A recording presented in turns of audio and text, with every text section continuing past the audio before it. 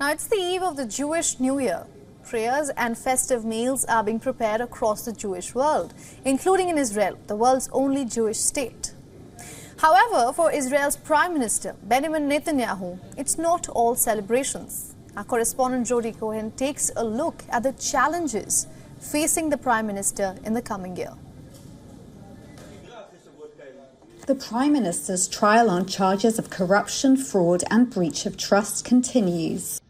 And as of this week, the government's reasonableness law, rebalancing the power between the parliament and judiciary, is on trial in the Supreme Court. The protests that have rocked the country are continuing, with another planned for Sunday night when the New Year festivities end. But it's not just judicial problems facing the Prime Minister. Netanyahu's right-wing coalition includes ultra-nationalist parties whose policies have caused controversy. In the latest, head of the Otzma Yehudit party, Itamar Ben-Gvir, has suspended his support for the government amid a dispute over Palestinian prisoners who he believes are treated too leniently compared to Israeli prisoners.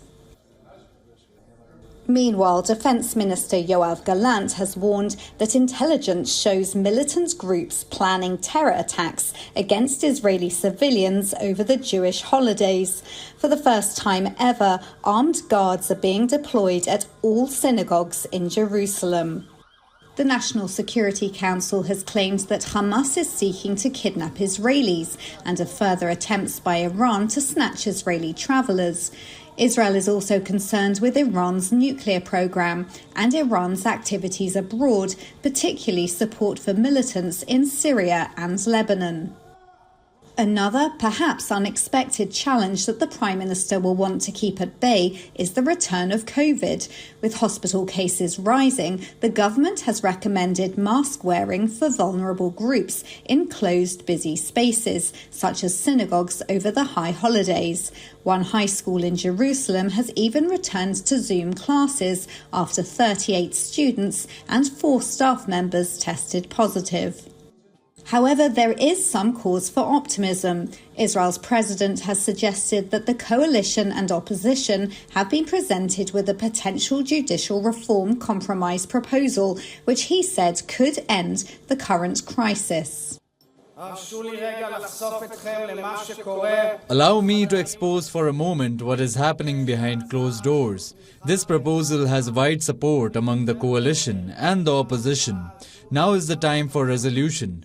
Now is the time for a leader's decision.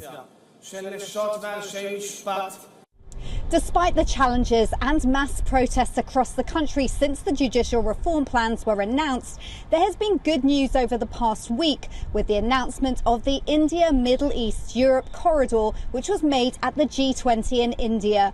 There's also cautious optimism about the potential for Saudi-Israel normalization going forwards, with some commentators suggesting that a pause in judicial reform could come as part of any agreements, offering a way out of the deadlock.